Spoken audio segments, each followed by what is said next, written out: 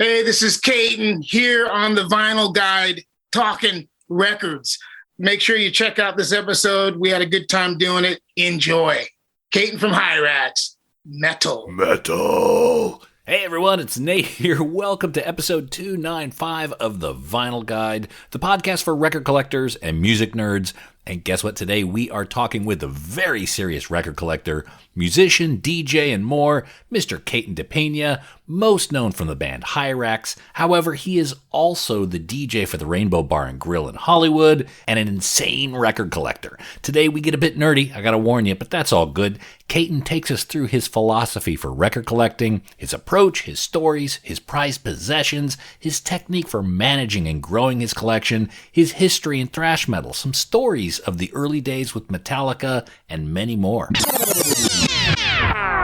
And with parts of the world coming out of COVID lockdowns, I am happy to share that Hirax is back, playing live starting this weekend, Friday, August 20th, and Saturday, August 21st, with Evil Dead at the Whiskey A Go-Go in Hollywood. I think the Friday show is sold out, but there's still tickets for Saturday, I think. Check it out at whiskey-a-go-go.com. Do not miss it, you lucky, lucky people living in the Los Angeles area. That's Hirax and Evil Dead this weekend at the Whiskey. Oh, and by the way, this is just part of the discussion we had with Katon. There is an extended version of this interview available only to our peoples at patreon.com/vinylguide. If you like our show, what we do, and the interviews we have, please consider becoming a patreon.com/vinylguide supporter. We put all sorts of extra stuff up there, including extended episodes, secret episodes, early access to interviews, and more. Plus, you get to help support this show, which is very, very welcome. $5, $10 a month, whatever you can afford is appreciated. That's patreon.com/vinylguide. And thanks in advance for your support. And just before we get to the interview, I want to give a few shout outs this week. First off, huge thanks to the new patreon.com/vinylguide supporters. That's Paul Van Inns, Ian Wobble, Ray, Rowena, and Danny. You are all legends. I also want to give some love to Rue Morgue Records in Australia. We're all locked down here. We can't leave the house, but Rue Morgue Records wants you to know that they are still shipping metal records around the country. That's ruemorguerecords.com. And of course, a big shout out to our friends at Secret Serpents. Original gig posters, merch, records, and more. If you like Melvins, Faith No More, Dinosaur Jr., and more, check out secretserpents.com and get some art for your walls. It is lovely. Alrighty there, muchachos, let's get into our vinyl record nerd session with Katon De Pena of Hirax.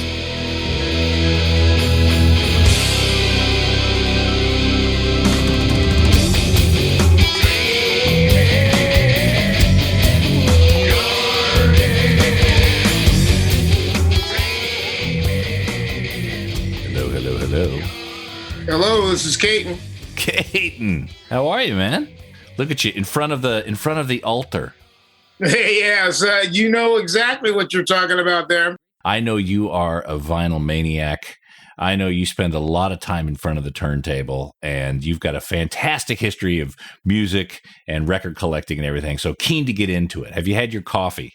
Yeah, dude, I had at least 2 or 3 this morning. I love coffee, so I'm up and ready to go. I actually started getting kind of organized for you because I wanted to make sure we did this right because, like you said, I'm a vinyl maniac collector, and I think that anybody that's the same wants, they want information, they want to learn. That's what music's all about for me. I'm a big history fan anyway, so that's why records actually resonate so well with me because it's all history, Yeah, it's funny because a record, when you think about it, it's technology that's over 100 years old.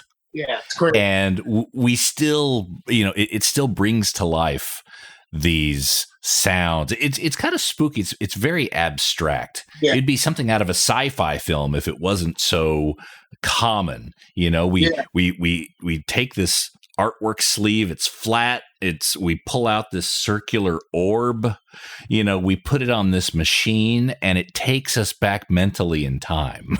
Yeah, it's like a time machine, definitely. Describe for us your record collection. It looks quite massive here, and I know I've seen you at different angles on your streaming videos. It looks like a quite extensive record collection. How would you describe it?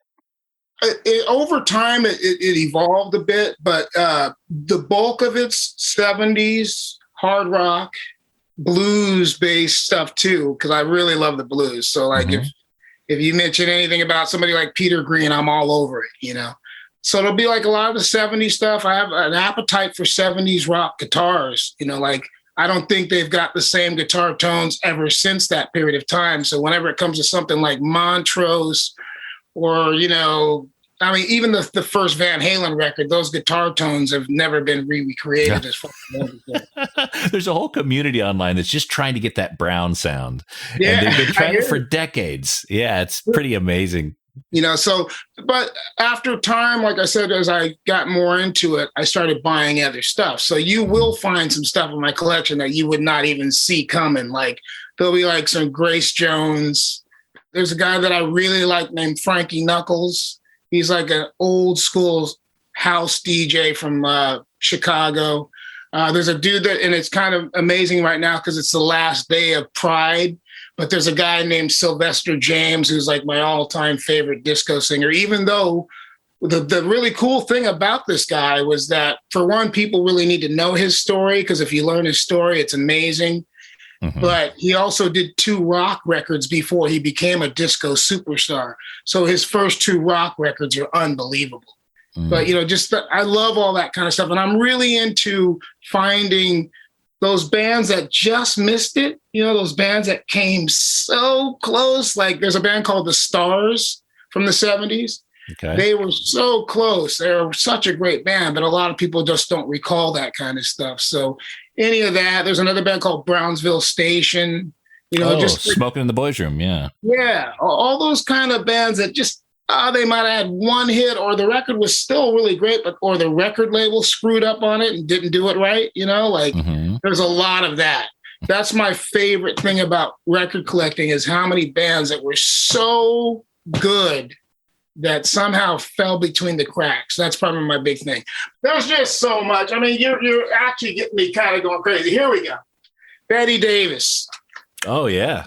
Yeah, so, you know, and I like a lot of old funk, so that's another thing people don't always, you know, connect me with, but like the Ohio Players, Parliament, Funkadelic, all that stuff, just unbelievable. So if it's got some integrity, that's kind of really what I look for, no matter what style of music it is. Like if you look at an artist like Grace Jones and you go through her career, she's basically the David Bowie of divas. You know, she's amazing, but a lot of people don't know that. So with your record collection, do you have a count? Do you know how many records you have behind you? I'll be real with you. I stopped counting after 1,000 just because I have a wife and she's just like, dude, what is going on? And then I also realized an important thing that a lot of record collectors don't do is, after a while, you got to kind of reel yourself in. Like, are you going to be listening to all these records? You know, I think it's kind of good to know your record collection, not just buy records, you know. So I've actually passed up on a lot of records, and but it's also made me, this is my favorite thing about it, pick better records. Like I'm not just out there buying, like a lot of people kind of get the fever. I call it the fever, when you're buying just because you want to buy, you want to get a record. It's like when you go into a record store and you didn't find shit. You didn't find really anything, but you still bought something just because you got that record collector gene. But you really should make better choices. So like in the last probably 2 years, now if I come out of a record store, it's usually something really, really good, or I don't buy, you know. I think it's, after a while, I kind of think you should look at your record collection as like you said, a shrine. So would you put anything weak in that shrine? No, you should put in choice stuff. I'd rather have a smaller collection of prime stuff than a huge collection of a bunch of shit, you know, a bunch of just stuff that a lot of that stuff people don't even listen to. It's almost like they're building this massive collection, which is cool. I mean, you have the right to do what you want with your money, but I say make better choices, because I mean, to me, music's like buying a nice bottle of champagne or a bottle of wine or a nice piece of food. Whatever you're going to get, it should be nice quality. Now, are there any titles that you collect multiple copies of? I try not to, but I am guilty of a little bit of it. There's a record called Fandango by ZZ Top. It's one of the records I have at least 3 copies of. Mm-hmm. So I can see how that happens, because if it's a band you love, like ZZ Top's one of my all-time favorite bands. So my collection's no joke when it comes to that band. Like, mm-hmm. I love them. Like the first 4 or 5 records, it doesn't get any finer than that. Let me show you this is one of my favorites out of my ZZ Top collection. And I always keep my ZZ Top records close. But this right here, this is a really nice collector's piece. And most people don't, haven't even seen it. I've never seen that. Yeah. Worldwide Texas tour. Sampler. Yeah. First 4 records. Right. And if you're a ZZ Top fan like me, this is a holy grail. We call these holy grail pieces. I have a group of friends we call the Record Hunters. And we get in vans and we go around to 8 record stores in one day hunting for records. And whenever we find a really great record like this, we call it a holy grail. So this is one of my cornerstones in my collection. I have, everybody has 4 records. I call those cornerstones that you can't live without. This would be one of those. That's the first 4 ZZ Top albums. Now, it's funny. I was just listening to the first ZZ Top album last night. ZZ Top's first album. It was like, this is so great. I mean, most artists, they have this arc, but ZZ Top just started great. I think that would probably be the hardest thing about being ZZ Top. You cannot underestimate those first 4 records, man. They're just startling. Mm-hmm. I'll say 5. The first 5 records are just startlingly good. Are you on the fence with Tejas? That's right where I started to kind of be and also for me, I understand that they had to get bigger and I understand that the production had to get slicker. But for me, when you do that to a band like that, you're almost ruining it. Even though I still love them, if Billy Gibbons comes into the Rainbow, I'd send over a drink to him because I feel like I owe him money because I'm such a ZZ Top fan, But the thing is by the time they got to Eliminator, I was pretty much, because it's just so much more commercial, which is fine. And there are some great songs on that record. Don't get me wrong. Even the record following it, there's some great tracks. But like I said, if you go back to, Tres Hombres and the second record and the first record, and by the time they get to Fandango, it's on. That record, You get both sides. You get the live side and you get the studio side. And the studio side, for me, is almost one of the best records ever done. There's Nasty Dogs and Funky Kings is on that record. It doesn't get much better than that. We're talking about guitar licks for days. And that's why I think everybody still loves Billy Gibbons so much. You go back to those records, it's you could teach a kid how to play blues guitar by those first 4 records easily. Yeah. So, they're an important band to me, almost as much as the Stones. The Stones was the band that made me lose my mind, and that's kind of what made me a collector. I mean, I was listening to earlier blues records, but by the time I got to the Stones and they actually were teaching me stuff about the blues, I was like, this band's going to be one of my all-time favorite bands, and they still are, Mm-hmm. Now, you mentioned the Stones inspired you to become a collector. How was that? Well, I started buying more of their records, and then they started telling who their heroes were. Mm-hmm. And I thought that was really cool because, with Led Zeppelin, who I do love too, but they didn't talk as much about their heroes as the Stones did. The Stones would, do TV shows with Howlin' Wolf, and they would sit on the floor in front of Howlin' Wolf just to give him publicity, which I thought was phenomenal because that's what I would do. You should pay respect to a guy like Howlin' Wolf. That's insane. Killing Floor is one of the greatest blues songs ever written. I mean, so for me, the Stones kind of helped me do more research and go back even further into the blues. I would have never known about Bill Bronzy, and all that other blues stuff if it wasn't for the Stones making me want to crack the book and learn more. It's because they were fans too, and they kind of wore that on their sleeve. I thought that was impressive because a lot of musicians don't tell where they got their stuff from, and I think that's not right. Well, especially Led Zeppelin, where it would have been a legal liability. Yeah, true. And it ended up becoming one in the long run. They had to pay out a lot of money once people really got the full story. But it's all good. Led Zeppelin still is one of my other favorite bands as well. So I can't, when you want to look at powerful bands, you got to throw Led Zeppelin right in there with the Who and Deep Purple, without a doubt. So I noticed behind you, you got a Sabbath poster, and that doesn't surprise me one bit. But are you a completist when it comes to record collecting? Like, not at all.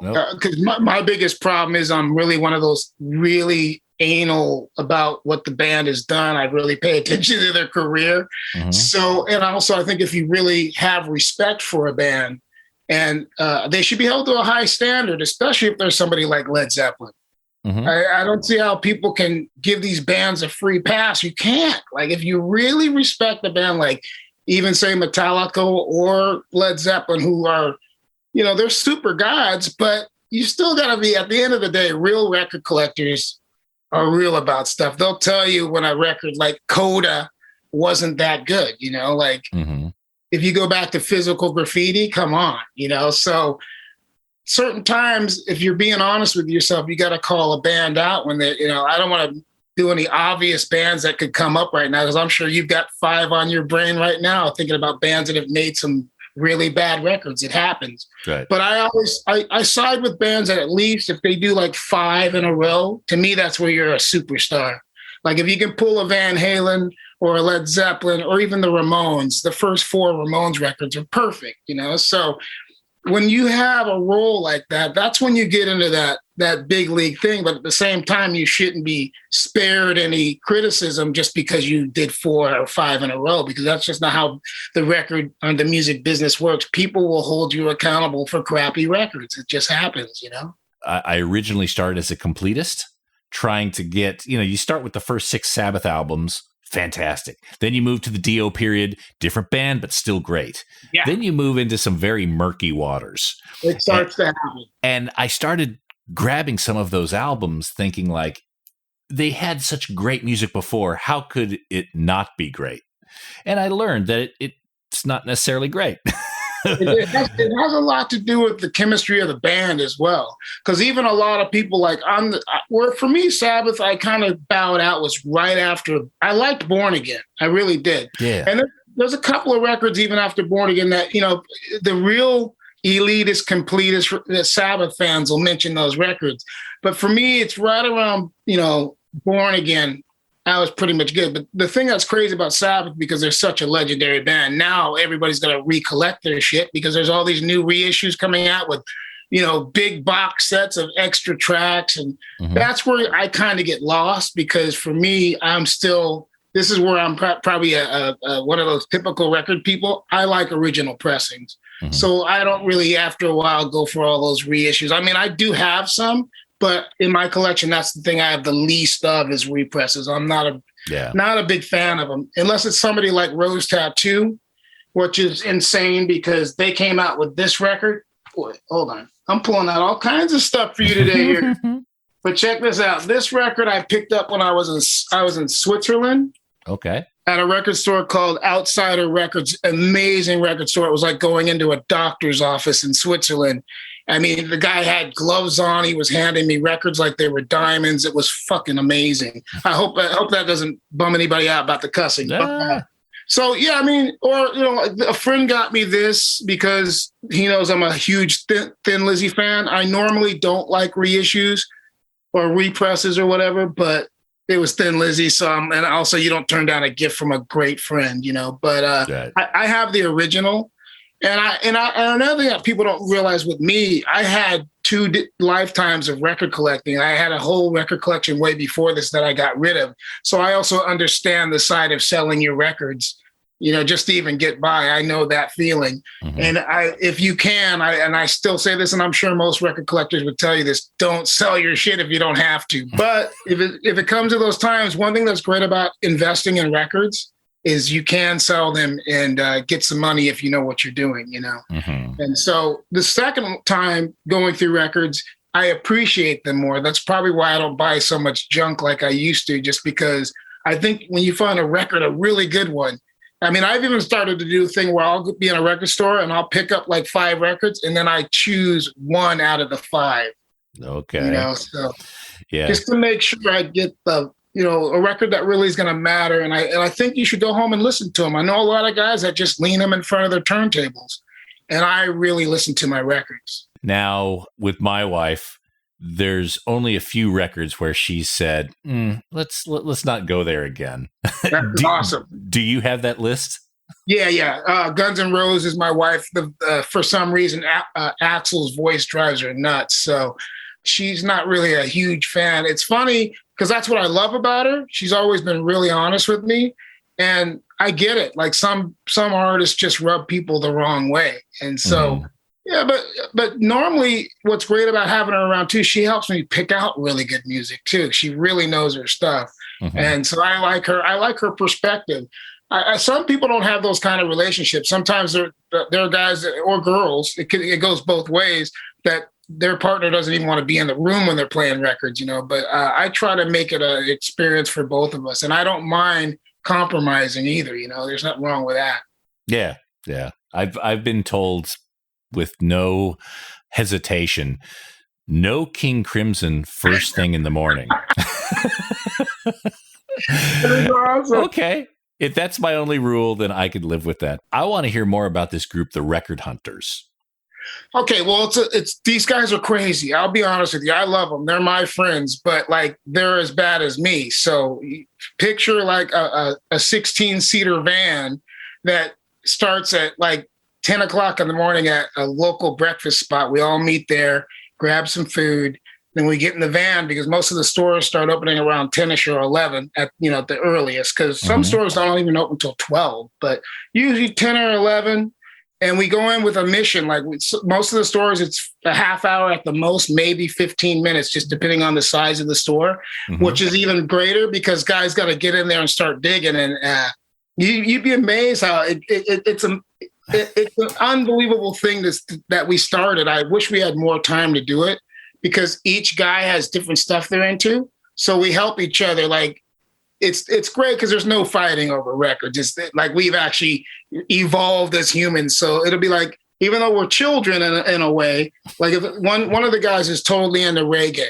So we always help him because, not all of us are such huge reggae fans. So there's one guy named George. He's the reggae guy. There's another guy, and I have to tell you about this guy off the top because a lot of people can relate to this guy. A friend of mine named Jeff, who I've known for decades. He's probably the most serious out of all of us. He's got a binder, a 3-ring binder that has pages and pages of stuff he's either looking for or already has, so he knows not to buy doubles.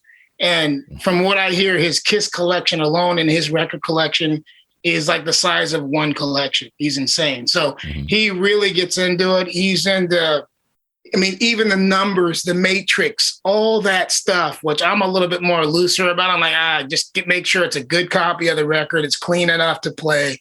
But he's one of those guys who's down to the numbers, what extra bonus tracks that were done on certain Kiss records, like the first Kiss record, there's a bonus track off that a lot of people don't know about. He's but what's great about it, all of them are like that. Like each guy is a serious record collector. So, and then we also have a point where we take a lunch break, and during that lunch break, we sit and it's called show and tell, and we show what we found so far, and we go around the room and just give each guy a good amount of time to talk about it because it's also to respect each other because everybody has a passion. And it's really cool to see their passion in a different way. We have one dude who collects just posters. So that's all he's looking for is concert posters, and so they all have something special about them. And then the certain bands they freak for, like some guys are huge Kiss fans. Some guys are more like what I like, which is like Thin Lizzy UFO type stuff. It's just, it's a really eclectic group of, I would call them record freaks, not even just collectors, like guys that, even when they're not out at record stores, they're actually mail ordering stuff, getting stuff sent to their houses. They're the deepest record. We call them the record hunters for a reason. They're like the deepest you can get when it comes to being record collectors. Serious about it. I'd love to have a seat on that van one of these days. It's great. And you know what's cool about it? We just thought of it one day. We're like, we might as well just get a van, because all of us we always talk. We, even on Facebook and Instagram, we kind of go back and forth with what we found. And, you know, and we love to, you know, see what the other guys found. And what I've learned too is it's really cool that guys will help you out. Like if they know there's a record you're looking for, it almost brings them joy. I've had a ton of guys help me out with finding records, and I've done the same, but it's just really cool that you kind of find this commonality that makes people even sweeter as human beings, helping each other out with records, you know? So they're really great dudes. We need to, now that we're talking about this, I need to do another one, because we get in this van, everybody gets a CD player or whatever, or they can be in a drive. So each store that we're going to has a different playlist from one of the guys in the van playing, and we kind of turn each other on to songs. And I'm probably the worst when it comes to that, because I'll make like a really special playlist of rare, because I like a lot of soundboard and live recordings, especially if they're like concerts that were done on radio programs like KMET or any of that stuff. Or King even the Biscuit Flour Hour King or Biscuit whatever. Flour Hour, which is for guys like us who know about the King Biscuit Flour Hour, that's huge. And there's so much great stuff from that, like whether it's Robin Trower or Frank Marino, those 70s recordings from those shows, unbelievable. So yeah, it's a good thing. I think more people should try it. If you live in an area, like I live in Long Beach, California, we've got at least 8 handy record stores close. You know, they're all over the place. What are some of your favorite shops in LA? All over the place. I'm going to jump around a bit. I'd say right off the bat, because it's such a beast and a monster and got so much stuff in it, Amoeba Records in Hollywood. That place is, and I've been going to the ones up north for a while, but once they opened one down here, I just was like, you can't deny how great they are if you're a record collector. And one of the things I think that's so great about that store is the staff. Whoever hires the staff knows what they're doing. They've got the best buyers, and while you're there, they're working like you would not believe. I mean, there's like probably 8 cash registers open in that store at all times. So Amoeba Records, Hollywood, the ones up north, you know, those are great stores too. There's a store here in Long Beach. It's just an old style, just like a used record store called Dizzy on Vinyl. But he's one of those dudes, every once in a while, he's got some stuff in there that you won't find nowhere else, because he's each store, what you have to pay attention to is who are the people working there and what's their knowledge like. Well, this guy, he's like my kind of a dude. Like he's old school. He believes in beer and records. And so he'll find you like a killer Johnny Winter, the first Johnny Winter record or something like that, you know, like just the good stuff, you know, still alive and well, you know, like he's one of those dudes you'll walk in there and you'll find Nazareth, you know, Hair of the Dog in mint condition, you know. So that's one of the stores I like, Dizzy on Vinyl. There's another store called Fingerprints, which has been here for decades. They're another beast. They've got a big selection. The store's really big. The buyers know what they're doing there as well. You could find stuff at good prices. That's always nice. There's another place that's more where you got to dig, like where you might as well bring a shovel in, but you got to dig. But once you dig enough, you're going to find something. It's called Bagatelle, and it's like one of the oldest stores in Long Beach. Really old store, but so good. But a lot of people can't handle it because it's one of those where you need like almost a pry bar to get in between the records because there's so much stuff in there. But I'm one of those people who loves to dig. And I also believe if you're going to go out record collecting, you need to have time. A lot of guys don't realize you can walk in and there's always that new arrivals bin, but that's to get you. A lot of people don't realize those are setups. It's like putting out cheese for a rat. If it says new arrivals, that's like for the people that don't want to go in there and do digging. It's like, I'm just coming in for 15 minutes and I'm going to go through the new arrivals. But I'm more of a digger, so I believe you should have at least an hour or two.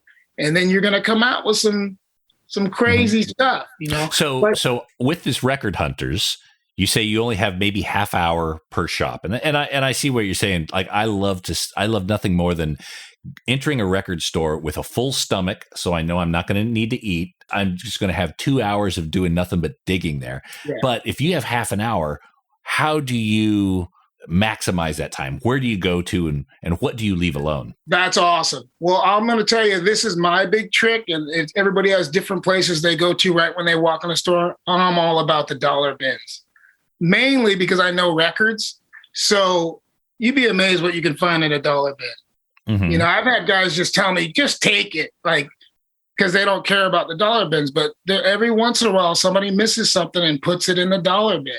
So the dollar bin for me is where I go immediately. But I have no problem. Like if there's people in certain spots, I like to stay away from people. I don't believe in crowding record guys when they're looking at records. Like I don't want nobody up right next to me when I'm looking at records. So I'll wait till somebody's done in an area and then I'll go over there. But I'll find another area to shop. But I like the cheapy bins, anything from $1 to $4. I'll go through those. And then when I'm feeling lazy, I'll go to like the new arrivals or the pricey stuff. But if it's something pricey, it better be damn good if I'm going to spend that money on it, you know. What's the biggest surprise you found in a dollar bin? Holding it right now. That's why I was getting ready for you. Oh, okay. Just ask that crazy question. This is a Tush 7-inch for ZZ Top. ZZ Top Tush 7-inch with the picture sleeve. And that's a really important record to me. So finding that in a cheapy dollar bin was crazy. But then later on, for a little bit more, I found another one. So I have two of those. That's back to that doubles type thing, multiples. I don't normally go crazy for that. But again, it's ZZ Top. I'm kind of a maniac for them. Mm-hmm. And then I figured out another thing that people don't really do enough. Go to the swap meets. Swap meets, you can find some crazy stuff. When I started my record collection again, I started at the swap meet buying records by the pound. And it was cheap. You know, you could spend $20 and leave with 50 records and stuff, you know, and if you're like me, you're digging through, you're like Thin Lizzy Double Live for $1 or $3, whatever, you know, like I'll take that. Mm-hmm. So I think when people are starting collections, try to go old school, go to the swap meets, garage sales. Later on, you can work up to the bigger stuff, but start out slowly and kind of learn what you're doing. Because a lot of people don't even realize you should check the records. And most of those stores, you can check the records, especially if they're used and they're pricey. If they're priced up there, you have the right to look at the vinyl, pull it out, just be smart about it and handle the records correctly. But it's always good to look at them from the side, make sure they're not warped, look for scratches. But I'll be honest with you, even I've found some beaters. I found a Cactus record, and I love Cactus. I found the first Cactus record. It was a little beat up, but it played beautifully. So there are times maybe the cover's a little jacked, but the records, man, you'd be amazed. Some of those records lasted longer than other formats, way better, actually. Mm-hmm. So you can find some of those old pressings, especially if you want to go back to the 50s and 60s, are practically bulletproof. They're like tanks. Yeah. So if I'm assuming you still go to swap meets, you probably can't walk past a garage or a yard sale without kind of peering over whether they have a box of records. But if you're digging through and you find another copy of Live and Dangerous, do you pick it up? Do you give it a home, even though you've got one or two copies at home? I'm not as bad as most of my friends. Most of my friends would do it. I have 2 copies of it already, so I'm like, I try not to, because I already feel guilty with any doubles. Mm-hmm. I really do. Like some people don't. They just like the first Montrose record. If I could, I'd probably have 8 copies of it because I think that record's that good. To me, that's a masterpiece. Like, you know, you can talk about a lot of different records, but there are certain records that, hands down, I don't think the Van Halen record would have been the way it was if it wasn't for that first Montrose record. So that's what I would have multiples of. But I think, you know, like I said, everybody's got different feelings about it, but I try not to, man. It's a slippery slope because I'm like, well, I could buy another record instead of the same record by this band. But I do understand if it's a band you love, like a band that means a lot to you. I think that's a lot of the thing with record collectors. Certain records are just sentimental things to people. Either they heard it from their father playing it all the time, or a family member, or they were in a certain situation in their life. Certain records mean a lot to people. So I get my multiples. Now, with your record collection, you mentioned that Howlin' Wolf and I think Muddy Waters takes you back to memories with your father. Yeah. What other records do you have that give you those poignant moments? And maybe some of the records that bring you back to your early thrash days? We'll be back after these messages. Psst, hey, I gotta let you know about the Groove Washer record cleaner. The Groove Washer is the best record cleaner money can buy. I use it daily, and it not only cleans my records so they look and sound their very best, but the Groove Washer is also safe, for long-term vinyl storage. I would never trust my vinyl with a no-name cleaner. Only the Groove Washer for me. Ask for the Groove Washer by name at your local record shop and accept no substitutes. And if they don't stock the Groove Washer, just simply go to groovewasher.com and get 10% off with discount code VinylGuide10. That's groovewasher.com, discount code VinylGuide10. And really quick, write this down. AudiofileUSA.com. AudiofileUSA.com is a family-owned and operated record shop that only sells excellent and near-mint vinyl records. They somehow find the cleanest record collections on the planet, many in original shrink wrap, some still sealed, and AudiofileUSA.com makes these decades-old pressings available to you. AudiofileUSA.com has over 42,000 titles in stock, and you can dig through their website searching by artist, genre, or even label and find the deals. Bookmark it in your web browser now. AudiofileUSA.com, home of the Holy Grails. Now we return to the program already in progress. No limits. Now, with your record collection, you mentioned that Howlin' Wolf and I think Muddy Waters takes you back to memories with your father. Yeah. What other records do you have that give you those poignant moments, and maybe some of the records that bring you back to your early thrash days? Well, in the early days for us, I'll be honest with you, and we were all competitive. So, luckily I was there right in the beginning. I mean, even before the Metallica record came out, I was listening to the demos in James and the original bass player, Ron McGovney, in their garage in Bellflower, or Norwalk. It was right on there's a freeway called the 105 freeway. Before that freeway was here in Los Angeles, it was a area full of houses.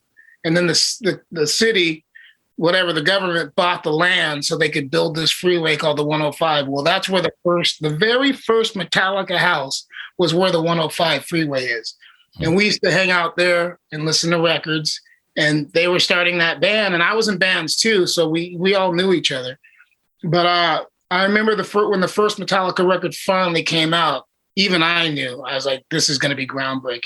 When they were doing the demos, I didn't think so much of it because we were all friends hanging out at the house drinking kamikazes, making these mixed drinks called kamikazes. We weren't even old enough to be drinking like that, but we were. Mm-hmm. But that first record, when I heard that, I was like, oh shit, that is explosive stuff. And it took off like a rocket after a while. I mean, and then by the time they got to the Ride to Lightning record, it was full on. And by that time, the whole LA scene was starting to explode easily. Like bands like us, and there was another band called Dark Angel. There were some bands that were kind of left over, like Armored Saint was around the same time as Metallica. There was another band called Savage Grace. But us, and then also obviously Slayer, us, Dark Angel. There were so many, there's a few other bands. I'm trying not to miss everybody because we all know each other. There's a band called Agent Steel, another band called Abattoir, Bloodlust. I mean, the Megadeth came out of the same area. We were all playing shows together. But the Metallica record was the first one that kicked all of us in the ass, and we had to get off our ass and start recording demos and releasing records. So it makes sense why that would be, to me, probably the most important, even though there was another record, but it was only on tape at that time. It wasn't even released. It was called Bonded by Blood by Exodus. Mm-hmm. I'd say Kill 'Em All and Bonded by Blood by Exodus were the records that just made us go, it's time to get things really in gear and get our music happening. We were all playing shows, but we all didn't have records out just yet. Mm-hmm. The Bay Area seems to get a lot, the majority of the attention when it comes to the development of thrash. But I think a lot of people, and maybe you agree, maybe you disagree, but the Southern California scene seems to have been just as rich. Perhaps not as many places to play, though. You're nailing it, dude. You're scaring the shit out of me. You know your stuff. This is stuff that actually needs to be talked about because it hasn't. Like you said, I respect and love the Bay Area. I should, because that was one of the first places we went to because what you pointed out, which is so poignant, you pointed out that there weren't that many places for us to play. There were a lot of venues, but not a lot of them would allow us to play there. It was back then stage diving and slam dancing were banned. They were outlawed because it was just starting to happen. Nobody had even seen that stuff before. So we had to go to the Bay Area. Bay Area is incredible. Many, many great bands have come out of there, which are basically our blood brothers, almost like friends of ours, because we played together. We've known each other since '84 at least, maybe even '83. So the Bay Area is important, but the thing that gets a bad rap is LA was just as productive, had just as many bands, but our scene wasn't as receptive because they were actually scared of us. I mean, you got to remember there were kids that were wearing denim and leather and chains and spikes and all this. We're like a mix of punk and metal. And also we had something that the Bay Area didn't have as much of. We had tons of hair bands to compete with. And those bands also had two followings when we basically at the time had one. We had mostly boys coming to those shows, young, fired up thrash metal kids. There were girls there too, but not as many as the hair bands. So the hair bands had both. They had boys and girls. And it was a different attitude and different style, but the clubs were way more receptive to, Motley Crue and all those, Rat, Steeler, those bands were around at the time. And they also were drawing a lot of people, not that we weren't, because we were playing on the outskirts. Bands like us and Slayer were playing, and Dark Angel were playing this place called the Woodstock. And there was another place called Radio City. These were both in Anaheim. And we were packing those places, 300 kids, no problem. But Hollywood was still kind of scared. Like if you go back and you look at some of those venues, they even had signs that said no stage diving, no slam dancing.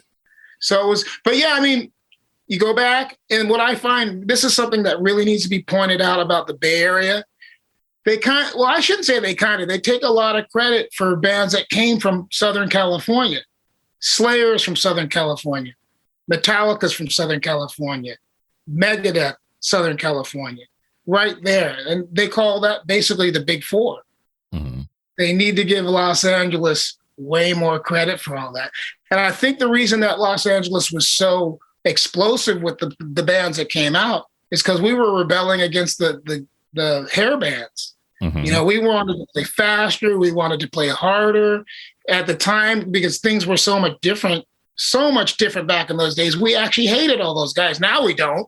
But back in the 80s, thrash metal and hair bands, no. Not a good mix. Well, even back then, I think thrash is probably, Hirax is probably one of the earliest crossover bands. Even punk rock wasn't a welcome genre like you'd assume it would be, right? Not back then. Most of that stuff, like Suicidal Tendencies, couldn't even play in LA. They were totally banned from the clubs because their shows were some of the most wildest, We got lucky later on because venues like there was a place called Fender's Ballroom in Long Beach that opened up and everybody went through there. So like the craziest bands could play there and even hard rock bands. But I think where we got lucky is the press picked up on all the stuff, and so and it went straight to Europe. Europe, we were bigger there than anywhere at first, and then South America picked up on us as well. But Europe, the UK, we were charting in Kerrang! Magazine. We were charting in a lot of those NMEs, all that stuff. It's kind of crazy to look back at it now because we were such a freak of nature, but, people got it. Luckily with us over time, with the Hirax fan base, we just grew more because it's like one of those things, if you just keep going, after a while, if you keep banging it out, people get it, And that's kind of what we're finding now. Like we're playing venues we never would have been able to play back in the 80s. Now, we're co-headlining the Whiskey A Go-Go, which this is the first time in August we're ever playing there because in the early days we couldn't. They finally let you into Hollywood. So I'm proud of the thrash metal scene because we rose up with really tough odds. I mean, there was hip hop, rap, it was, exploding, and the hair bands, I mean, they had such big budgets. Most of our stuff was done very underground, very DIY. And these other bands were, had huge budgets and did videos and stuff. So, but yeah. Now, the album Raging Violence, I always believe is just such a staple of thrash. And I'm always going back to that record. Tell me the story about getting the deal with, it's Enigma, right? Metal Blade? That's what's great. You're bringing up Metal Blade Enigma, which a lot of people don't know that. So that's a good one for record collectors. If you're buying those records and you turn them over and they have Enigma distributed by Enigma on there, that's a legit original pressing. Yeah. But yeah, we not a cheap one, by the way. That's yeah, it adds up. And what happened was we were luckily the kids that had the fanzines, the small magazines, all that stuff, started writing about us, and they were saying we were one of the fastest bands. And at the time we were. Not that we even planned it. We just like to play fast. So somehow Brian Slagle at Metal Blade got a copy of our demo tape, and he already had Slayer and he had Armored Saint, those bands, but he was looking to expand, and he got us in a band called Celtic Frost, another band called Voivod. And the label just started becoming more of a beast. Like all these different bands started signing on. I don't think they really knew what to do with us because we were a freak of nature, like I said. I think in a way we still are, but we were combining elements of music that hadn't really been brought together yet. And so even when they would write up either, what do you call it, marketing plans for us, they were like, shit, like, we don't know if this is death metal because death metal was becoming a new child as well. We don't know if this is speed metal, thrash metal, crossover. But and like I said, you just got to keep at what you do because in the long run, it worked out great for us. But in the beginning, it was very hard because we weren't writing songs about Satan. A lot of people don't realize it was easier to get attention if you were writing about darker subjects. Not that we don't write about dark subjects. We just didn't make it like it was a big deal to write about that stuff. So, and I think also we didn't really do the photo shoots the way a lot of bands would do them. We liked the street look. We liked just hanging out in our regular clothes. And a lot of bands were wearing all the regalia and, having all the symbolism and all that. But I'm glad we did it the way we did it because we never really were put in a pigeonhole. So even our fan base that we have is a mix of all genres. And I feel really great about that. Like, no matter what anybody says about us, they're going to look at the band and realize we're a bunch of things. And like at our shows, the mix of people is unbelievable. Like it's everything from punk crusty kids to doctors and stuff. So for us to be able to reach that many people is pretty cool. Well, that's why I like back in the day, and I grew up in the Bay Area, by the way. And so in that period, I would tend to gravitate more towards the bands that actually looked like me. Like, you see Metallica or Hirax or whatever band you see, it's like, okay, that's a jacket kind of like I have. I wear jeans. They wear jeans. They're not pretending to be. That's why I never really got into the hair metal or, any of the heavy makeup bands because it's like, I don't look like that, and nor do I aspire to. So I never really connected with them on the same way as I did a lot of the early thrash bands. Yeah, you can relate to that, and then for us, it's even deeper because we actually do care. We care about our fans. So like, even for the reason now that we're working on the new album is mainly because the fans have been hitting us up, that's the biggest compliment you can ever get, where people write you letters constantly saying, we really want a new record. Or the stories that we hear, like recently, like the last few days, and this happens regularly, we had a guy write to us. It's very heavy. He's told us about his brother who died and that they buried him when they buried him with a Hirax t-shirt on because he was such a big fan. And I don't know how that can't move you as a musician when you hear those kinds of stories. So we're taking this new record so serious, even though it's going to be a pleasure to do it. It's not like we're putting crazy pressure on ourselves. We really care about the fans that much that we're going to do everything within our power to put out a solid record because we wouldn't record a record if we were going to just half-ass it anyways. So this record's really important, mainly because of the stuff we hear from the fans, and it almost breaks our hearts because you bring joy to people. That's the biggest gift you can get as a human yourself, that people actually tell you these stories that some of your records saved their lives and stuff. How can that not change your attitude? If you're that pompous as a musician, I don't think you're really in the right business. Like, it should all be about same level. Even though I get that we can't be outside the venue all the time and hang out with the fans like we'd like to, we're still one of those bands that's pretty approachable. And we try to do everything in our power to let the fans know that we haven't forgot that. We're not above them now. They're the reason we're where we're at. It's amazing that we've been able to do the stuff we've done as being an underground type. The countries we've already visited, which is insane. I would have never thought I would see Japan 3 or 4 times in my life. And that's already happened. So how can you not be grateful for these opportunities? And also to meet people that don't even speak your language, but they speak it through the music. Japan's mind-blowing. Like, they're like the most polite, the most gracious people on the planet, but they lose their minds when it comes to music, man. To see them just go off is amazing.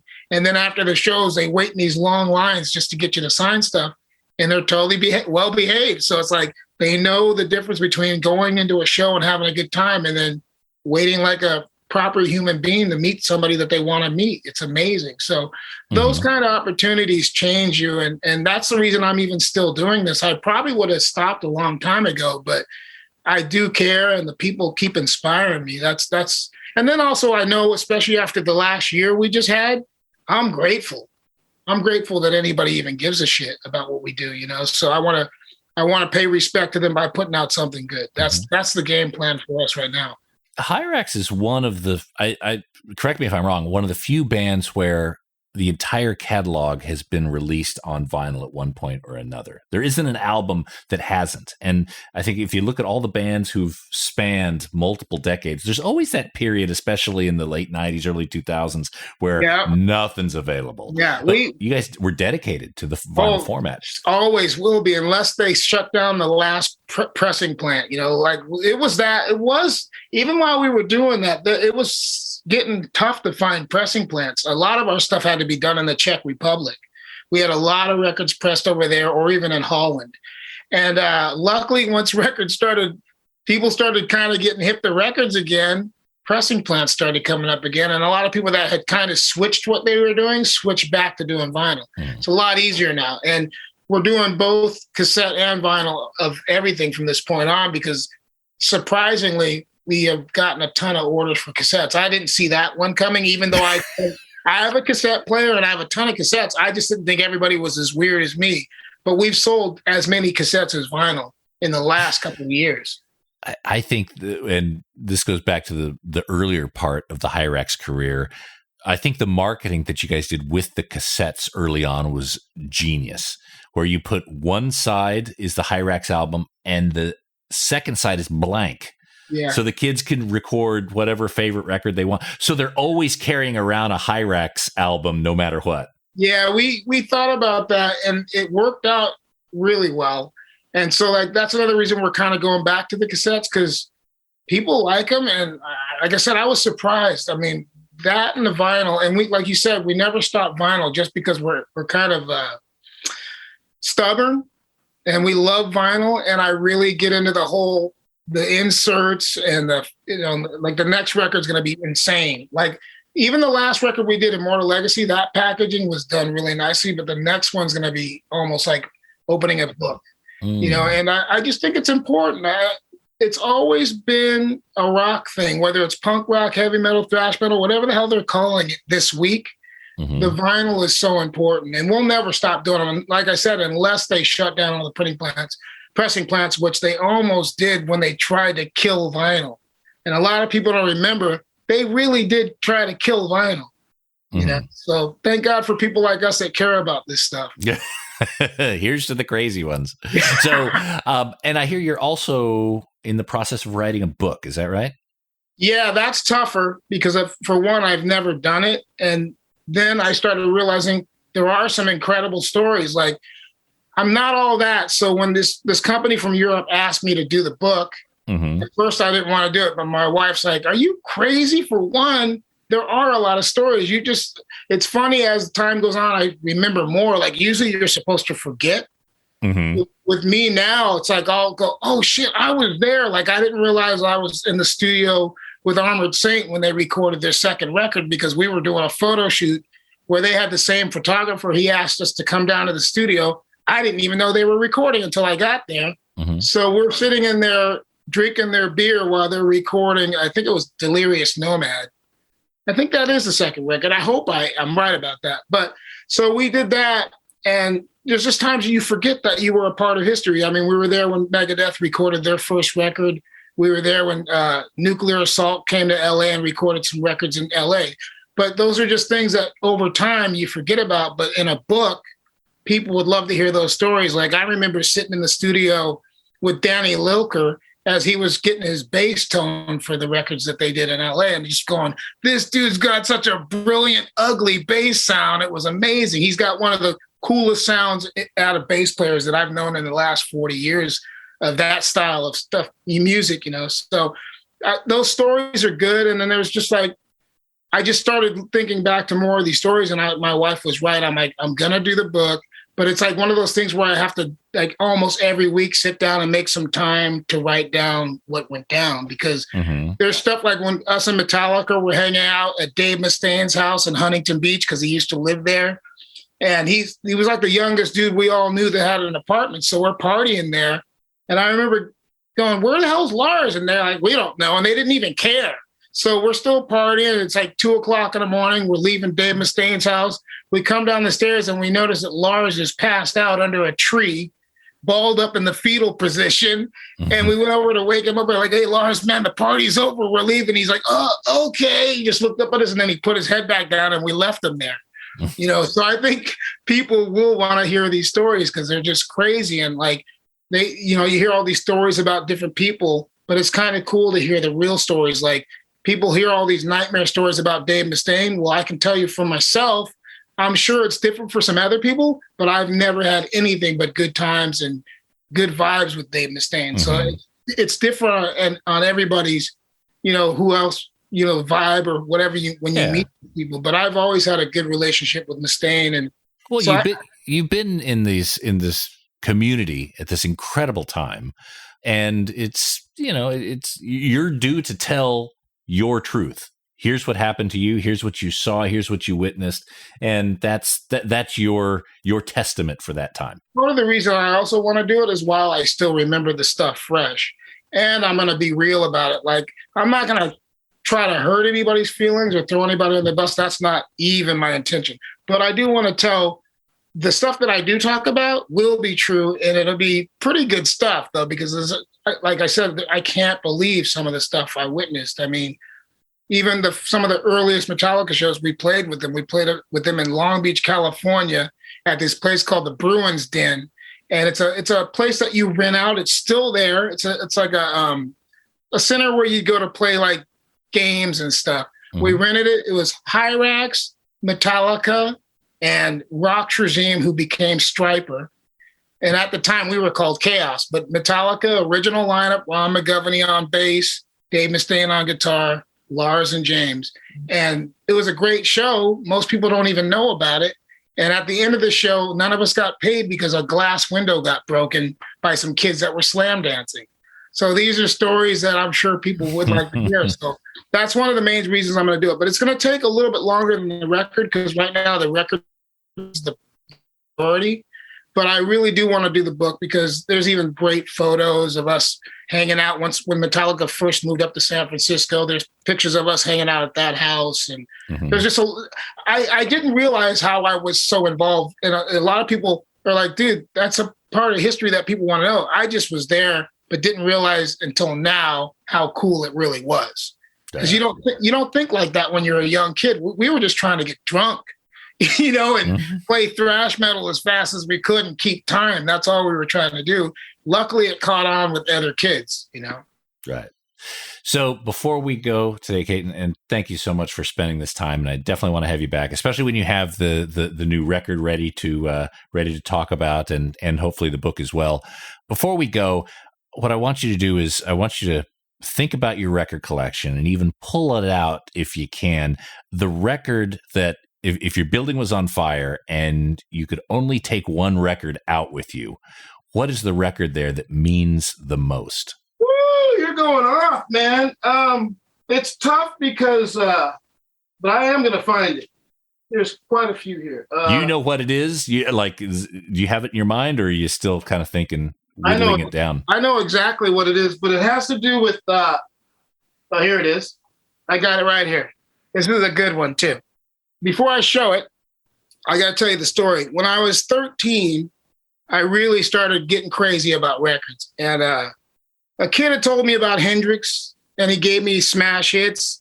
But before that, my brother, who, when he got into jazz, he's like, listen, you can have my rock record collection because I'm getting into jazz. I like, John Coltrane, Miles Davis, Stanley Clarke, Billy Cobham, who I'd mentioned before. But my brother gave me his record collection, and the first record he gave me was this record right here. Oh, okay. Electric Ladyland, the nude cover. Yeah, and a 13-year-old kid getting this, all right, blew my mind. But besides the crazy awesome cover, Electric Ladyland, Jimi Hendrix, this import cover, my brother gave it to me. So I think, like I said, with most people, there's always a tie-in to certain records meaning a lot to them. Besides, I love Hendrix. I'm a huge fan, and I do collect this stuff. But it's because of my big brother, James, who turned me on to this record. Mm-hmm. So besides Hendrix being one of my favorite guitar players, it has a lot to do with my brother turning me on to Hendrix. So this would be the record, even if all the other records were to burn, if I could get my hands on this one and get it out the door, it'd be this one. For a lot of reasons. But I have quite a few records that come right around it. Like that ZZ Top record I showed you, that radio sampler. Mm-hmm. That's another record that if I could grab two, I'd throw that one in there.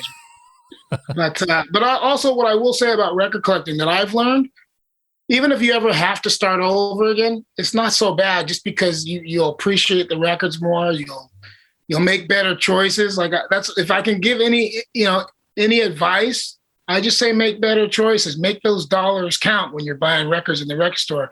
Even if you got to do a Katon trick where you get 5 records that you think you can't do without, try to narrow it down to one, because that record that you leave with will kick ass. Mm-hmm. So that's where I'm coming from. And that's the record that if the house was on fire, it'd be that Hendrix record. It's also, it's great because it was like not too later. I think this was a 74 repress, but what's crazy about it, it's yellow vinyl. Even for going back to that time, that's unbelievable that they really did that. So I think it's from Spain. I got lucky on that one. But I just, I love these records, and they all have a story behind them. So, like, what's funny with me, every record I have, I can pretty much remember even where I bought it. That's kind of nutty. Well, those are the things that are important to you. That's why you remember them. You've got to, you make it important enough to stay in your brain. Yeah, or the story of, how you found it. Like, that's, to me, one of almost the best things about record collecting. How did you find it? What store, or like little crappy store that you went in that you didn't even think you'd see records in, and that record was there. Like, if you find it under really bizarre circumstances, that makes the record even cooler. Yeah. All right. Katon, thank you so much for joining us here on the Vinyl Guide, and your dedication to vinyl and your commitment to music is so admirable. I could talk to you for hours, and I'm sure if I lived in LA, or next time I get to LA, I want to go on one of those record trips. All right. I'll dude, even if I have to, I'll give you your own tour privately, because I love that, and all the stores, I know the owners, so we can even show you the behind the scenes stuff, because there's a lot of cool stuff in the back of the record stores as well.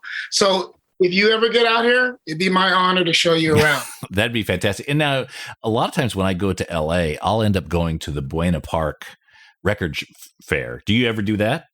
I haven't gone there in years. What's crazy that you just said that. I grew up in Buena Park. I know exactly where that's at. I went back in the old days, back I think in the 80s. It's been so long. On you bringing that up, if it still exists, because after this, who knows what's going on with that kind of a record thing. But if it's still happening, I'm going to go out and check it out, because it's been so long. I'm sure it will exist in some form or another. The guy who ran it, his name's Steve, and he's getting on in years. So I think it'll pass to someone, but it's too important of an event that someone's going to pick it up. But I would do a weekend where that's the last Sunday of every month, the Buena Park Fair, and then the first Saturday of every month is the Pasadena swap meet. And they have I would time my trips around that sort of thing. So once we get in this post-COVID world and we can all get on airplanes, I'll make a trip, and then we'll figure out, maybe we'll plan a bus ride somewhere around there as well. That'd be great. And I'll show, like I said, because when it comes to the stores, I know the real deal ones. I'll show you some really cool stuff. I'm sure you'll come out with some great items. Well, I always do. The problem is whittling it down to where it fits in my suitcase. And I know you will just Just remember, you have a rain check with me. I'll take you out and show you around. And I'm going to use that rain check, believe me. So everyone also check out Hirax.org and visit the legacy of this band and get ready for some new music as well. A lot of their music is available on streaming, so you could warm up your ears with your coffee in the morning. And again, Katon, thank you so much for coming on the Vinyl Guide, mate. My pleasure. Vinyl for life, everybody. Enjoy yourself. We'll see you around, okay?